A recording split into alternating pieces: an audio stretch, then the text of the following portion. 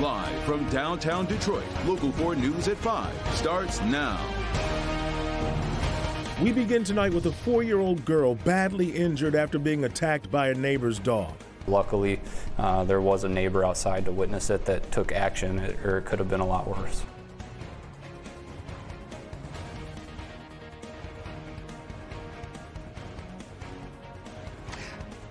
It all happened right here about 11:30 this morning at the Robin Hood Villa Mobile Home Park just off Ecorse Road near I-94. Yeah, the child was taken to the hospital and later transferred to Corwell Beaumont Royal Oak for more treatment. And now we're getting insight into just how quickly this happened and who was able to step in and get it to stop. So let's get to Pamela Osborne. She's live in Royal Oak tonight. Pam, any word on how the little girl's doing? Well, her injuries were quite severe, which is how she ended up here at Corwell Health in Royal Oak. I did speak with her dad shortly after that attack. He tells me she's going to need reconstructive surgery on her face. This was a vicious attack that only came to an end when a neighbor jumped in to stop it. We found Eddie Cooper bloodied and bitten himself. I came down to talk to the mailman, and then I heard the baby screaming. What he saw sent him running to 4th and Chesterfield and the Robinwood Mobile Home Park Wednesday afternoon. It was traumatic. I've never saw a baby's face being chewed by a pit bull before. Taylor police say the 4-year-old girl who lived nearby had walked into a neighbor's yard to pet a dog that was outside. Without warning, a second dog described as a 60 to 80-pound pit bull broke out of its home and attacked. My understanding is that the door wasn't shut all the way to the storm door, and the dog, after it saw the girl come into the yard, there's no fence or nothing, it pushed the door open and got out and attacked her. Eddie says there were women attempting to grab a hold of the dog, but the dog was too strong. I hit it in the head as hard as I could 3 times. Even that didn't stop the attack, so Eddie, with his tablet still in hand, used that. It wouldn't stop. I had my tablet. I have a broken tablet because I beat it in the head until it let the baby's face go. What do you think would have happened had you not jumped in and stopped that dog? I know what would have happened. That child wouldn't be here right now. Fortunately, that little girl is expected to survive her injuries. As for that dog, it was taken away by animal control. We were right by where that attack happened. There was a couple that came out of a house nearby the attack. The woman was crying. She told us that they were leaving, that they were going to say goodbye to that dog. Reporting live in Royal Oak tonight, I'm Pamela Osborne. Local 4. Thank goodness for that neighbor, and let us know what happens with the little girl, but glad she is going to be okay. Pamela, thank you. Our other top story tonight, day 3 of the trial of former Grand Rapids police officer Christopher Sher. Sher is charged in the murder of Patrick Lioya. That man was fatally shot during a traffic stop in 2022. Jacqueline Francis has been anchoring our streaming coverage on Local 4+. And Jacqueline, the trial hit an important milestone in court today. Demand after calling 11 witnesses to testify, the prosecution rested this morning. The defense is now making its case to the jury. That includes calling the officer's former colleagues and expert witnesses to testify. Walking into court for day 3 of his murder trial, former Grand Rapids police officer Christopher Sher and his wife were once again greeted by supporters and applause. Inside the courtroom, the prosecution rested its case just before 10 a.m. Its last expert witness saying given the circumstances, Sher was wrong to shoot. That would be unreasonable, excessive, and contrary to generally accepted police practices. The defense's witness disagreed. Hindsight 2020 can't be used in evaluating that use of force. You've got to put yourself in that position. So exhaustion, you're tired, you don't know all these factors, the totality of the circumstances. 1915, start with some more cars.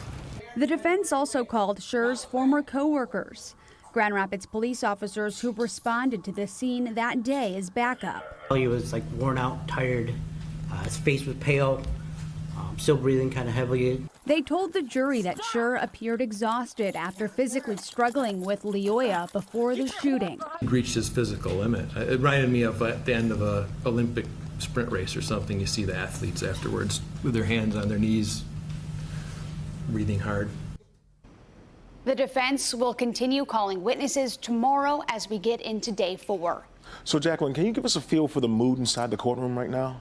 It's a small courtroom with a lot of emotion. You have the officers, friends, and family inside. You also have Patrick Lyoya's family, and I've been told that at least once Patrick's mom has run out of the courtroom crying after watching video of the shooting. Well, a whole lot to unpack still. And, you know, we're going to be streaming the trial live on Local 4 Plus and on Click on Detroit from start to finish. The trial is expected to pick back up tomorrow morning at 9.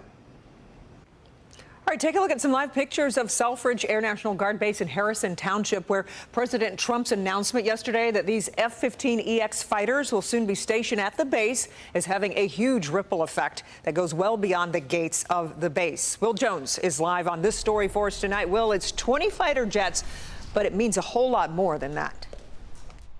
Kimberly, Selfridge Air National Guard Base means a lot to the people in this community. It is just part of life living here in Harrison Township. It is massive. Many people are excited about what's on the horizon for this base. A new fighter mission coming to the Selfridge Air National Guard Base. This will keep Selfridge at the cutting edge of Northern American air power. President Trump announcing yesterday 20 F-15EX fighter jets like these will be stationed at the base in Harrison Township. A lot of credit goes to, obviously Donald Trump, the president, and Governor Gretchen Whitmer, our governor, for coming together and putting their political differences aside to do something that's important for our nation's defense, but also recognize the importance of Selfridge. Selfridge was set to lose the A-10 fighter mission without a replacement, putting jobs in jeopardy. We really enjoy the armed forces being around here. You know, hearing the taps play every day at 5 p.m. You know, it's just, we really do enjoy that. And it wouldn't be Harrison Township, Michigan without Selfridge Air National Guard. State officials say the new fighter mission prevents the loss of about $30 million in wages. The new jets are expected to arrive at the base in fiscal year 2028. Selfridge supports 5,000 military and civilian jobs, and it generates $850 million in economic impact statewide. Live in Harrison Township, Will Jones, Local 4. Okay, Will, thank you. Well, it's day 101 for President Trump, and he's standing firm on his policies while urging Americans to be patient. Well, it comes as recent polls show a growing sense of dissatisfaction with the president's job performance, especially as the economy contracts for the first time in 3 years. And you can hear it, and these are cabinet meetings. Upbeat amid uncertainty, President Trump expressing confidence in his policies, yet repeatedly blaming his predecessor during a cabinet meeting after a new report shows the U.S. economy is shrinking. And I have to start off by saying that's Biden. That's not Trump, because we came in on January. This is quarterly numbers. But a new report on the country's gross domestic product reflects the first 3 months of the year and ends just before Trump announced his tariffs on almost every country in the world on what he labeled Liberation Day. The stock market tumbled on today's news, and some analysts predict the economy is beginning a slow decline, an assessment that is fueling a message from Democrats. 100 days in, Donald Trump and Elon Musk have failed to make your life more affordable. The president has said he's making deals with nations to avoid tariffs, but none are finalized. He imposed a 145% tariff on Chinese goods. So far, there have been no high-level talks. Overnight, China, the U.S.'s largest trading partner, posting a video. China won't kneel down. You know, you're invited to stay as long as you want. Elon Musk also attended the cabinet meeting. His role with the Department of Government Efficiency, slashing federal jobs and spending. The president invited him to stay on, but Musk is expected to spend more time with his own business soon. You know, they say I wear a lot of hats. Musk often the target of critics. Whose streets are there? Our streets! Today, demonstrators blocked streets in the nation's capital to protest President Trump's first 100 days in office. And the contraction comes ahead of the April jobs report, which may show the impact of the federal job cuts since the president took office. The 4 people charged in the deadly hyperbaric chamber explosion were in court today for a probable cause hearing. This explosion took the life of a 5-year-old little boy getting treatment at the Oxford Center in Troy. Today, the court discussed delays in inspections at the Oxford Center due to a restraining order. Bond conditions and restrictions were also discussed. Another probable conference is scheduled for May 28th.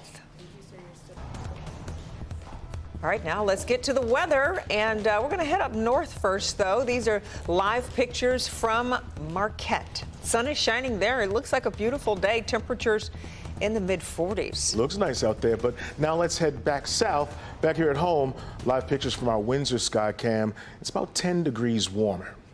You know what's really bizarre? You to think that just yesterday we had temperatures in the 80s. That's how we do it here. Let's get over to Kim Adams. Kim, it's a roller coaster ride, and it sounds like it might continue here. Yeah, it's why whenever we have temps like that, you see everybody outside because they know that that's a precious gift that will not last long. Although it's not bad today. A couple things in our favor. Yesterday it was really, really windy. Today the winds are a bit calmer. So even though it is cooler, we've got the sunshine and some calm winds, temps in the 50s and 60s. So that's not too bad, but you've probably noticed we have seen an increase in the clouds here over the last couple of hours. Rain is knocking on our door, but it won't be here until about 9 or 10 o'clock tonight. So tomorrow morning, first bell could be a couple scattered showers, otherwise just mostly cloudy skies, upper 40s, so a little chilly in the morning, and then after school, mostly cloudy with a high up to 72. So we say this all the time. We'll have to figure out a different way to say it. It's a roller coaster ride of temperatures, and that's typical this time of year in the spring. 73 tomorrow, 66 Friday. Then we dip to 61 on Saturday. Saturday's a little bit chilly, and then we pull right back up again, and we're not quite done with those mid to upper 70s. We'll talk a little bit more about our chance for rain in that weekend forecast in just a minute. Okay, Kim.